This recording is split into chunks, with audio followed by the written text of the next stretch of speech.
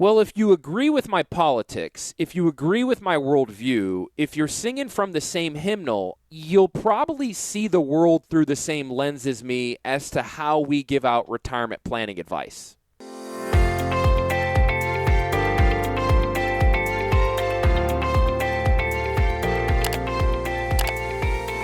You know, because the prudent thing to do as a financial planner would be to, like, give the toothy smile, placate everyone, measure my words, don't discriminate against liberals, like, just give this, like, I think everyone needs to live an abundant retirement, and no matter who you vote for, I think everyone just wants the next generation to be better equipped than the previous generation. You know, I can do that if you want. Want me to be like a political answer?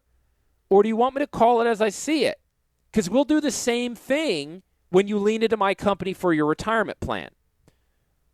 We're not going to use little gentle platitudes that make you feel good. Now, here's the thing with you people who are singing from the same hymnal as me. Because you're worried about us being doomed, because you watch the news, you see the lack of trust happening throughout society, you're working longer than you're supposed to, you're pecking at your money like a chicken, and you're not living as abundantly as you ought to. I mean that in my heart of hearts. God-fearing, flag-waving conservative people don't spend their money as joyfully and as abundantly as they ought to because of insert financial fear here. And let's face it, you get your news from believable sources, but ultimately, if you listen to the news long enough, it's like, what do I do? Buy gold and food storage and dig my bunker? Throw it all in an annuity that locks up my money forever? No. You know in your heart of hearts that that's not the truth.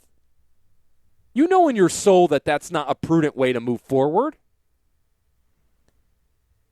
The funny thing about the truth, Luann, it's like it's in the room with us everywhere we go, right? Mm-hmm. We all know it. Who's brave enough to just, like, grab it and say it out loud? Because it's been hard. The last 2-3 years, it's been hard. Running around saying things that everyone knows to be true. But if you say them too loud, you get cast away. Mm-hmm. I don't think Joe Biden got more votes than Barack Obama. He's an election denier. No, I just don't think Joe Biden is as popular as the celebrity that was Barack Obama. Like, charming, campaigned hard, spoke well, lovely family. Every celebrity was like shoulder to shoulder with him. Mm-hmm. Yeah, the guy who hid in his basement, who looks like a Roomba on a stage after he gives a speech. You know what I mean? He doesn't know which way to, He looks like a Roomba. Where do I go? Yeah. He walks away from the podium and then just kind of like bounces around the room and then like gets lost on a rectangle stage. I just have this zany idea that he didn't get more votes than Barack Obama. Mm-hmm. All right? You're an election denier. You're an insurrectionist. You are a danger to democracy. Right? No, that's just the truth. Like, that's just sitting there right in front of your face. I saw something else that was interesting. Oh, this one. We were talking off air.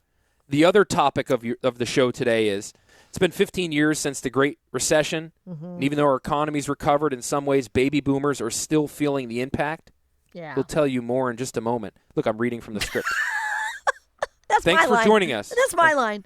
What about Joe Biden? Pause. Look around. What does Joe Biden do when he reads the teleprompter? He'll literally read the bracketed areas. Oh, seriously? Yeah. Oh, dear. Oh, dear. Please. We'll tell you more in just a moment. Thanks for joining us on show name, phone, website, welcome banter. Local economic news, positive highlights, or spend a few minutes talking about advisor background. You are so funny. Say what? What not to do on the radio. Yeah, that's exactly right. Well, the leader of the free world is doing it, Luann. So if it works for him, maybe it'll work for me on the AM dial. Maybe. Reading the script out loud. Lord knows there's a bunch of other financial people just reading scripts out loud, too. They have no shame in their game. All right, yeah, but the topic of the show was baby boomers aren't doing as well as the generation before them because of the Great Recession. And my take offline was, if baby boomers think they got it bad, how do you feel about the millennials or the Gen Zers, the generation after the millennials? Mm-hmm. They're up a freaking creek. They are. They can't afford houses. Their paychecks at their entry-level jobs are going nowhere. They're at universities right now where literally days after a horrific terroristic attack where 1,400 people were killed in cold blood, droves of individuals are going out and protesting for the bundle of people that killed the innocent people. Yeah. Moment of silence there. How do you reconcile that? I know you have a malleable brain and you're out there to change the world. And teachers and administrators, how about you break your foot up the kids' butts? I love all this like momentum going out of the GOP, like, hey, if you're in America and you're ripping down American flags and you're like protesting, like, maybe we should give you a second thought about being a citizen here. You know, it doesn't seem like you stand for the same principles as decent people. Remember, decency was on the ballot? Remember during Joe Biden's last presidential election? Decency is on the ballot, folks. We stand for democracy. Decency. Been seeing a lot of decency lately. A lot of decency permeating throughout American society. Well, this show is going nowhere. Going right down the darn. Where's a bad place for a show to go? Down the tubes? Down the Yeah, there you tubes. go. It's going down the tubes. I got to get my number out periodically. So anyways, I wrote 2 books. We give the books away for free. And I truly believe if you are in or nearing retirement in the state of South Carolina, you would be a crazy person not to pick up our books. If there's anything I'm saying that you're like, yeah, dude, I agree with what you're saying. Finally, someone's saying it out loud.